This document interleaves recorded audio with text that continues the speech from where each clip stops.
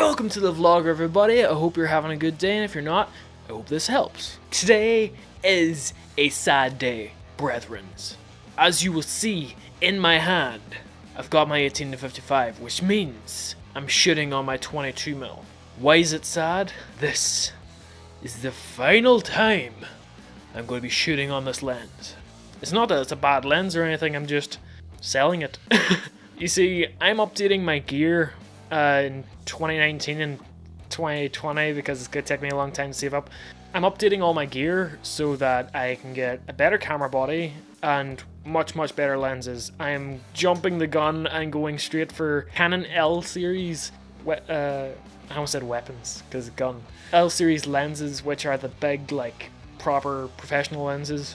Going directly for those, but of course it's going to take me a long time to save up for them, so this is one way I know how to make money. So it's very sad, and I won't have that creamy depth of field anymore because the 18-55 only does f3.5 as its lowest, and this is f2.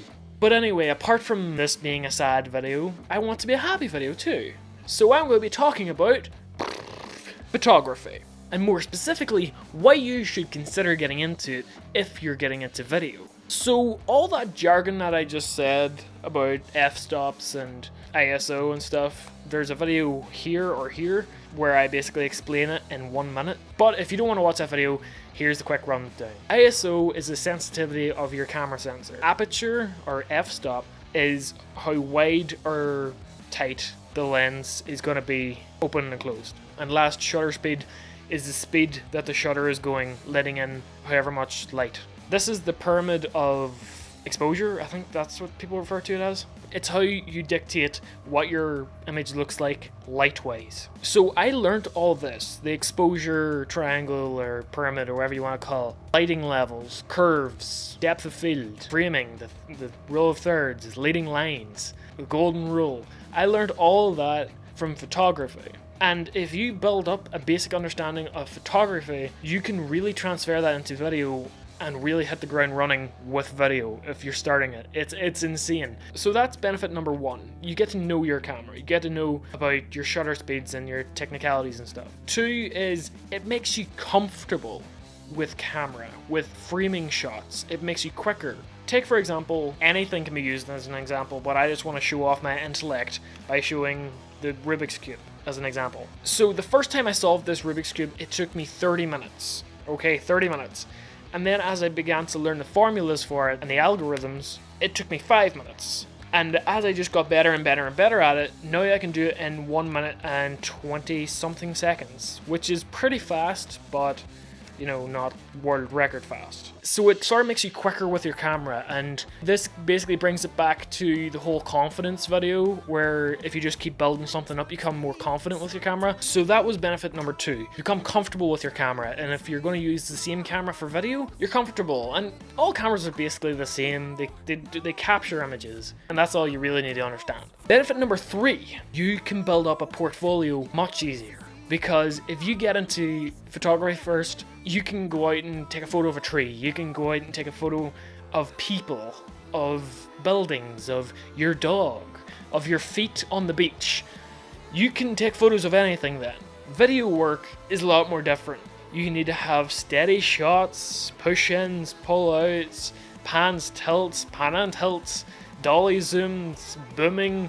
Like you need all these different things to make a video stand out as a promotional video for yourself to keep in your portfolio. That's awfully harder, which is why you'll find so many photographers and so many videographers having like a photography section on their website, because you can just build that up so quickly.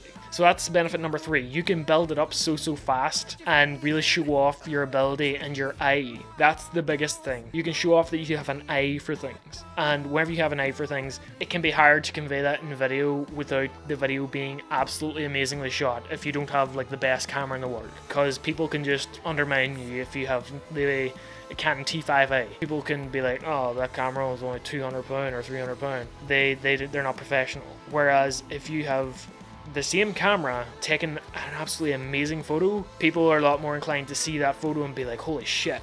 Just because cameras are for photos initially. So, well, photography cameras are, at least. DSLRs. So, that's my advice on getting into videos.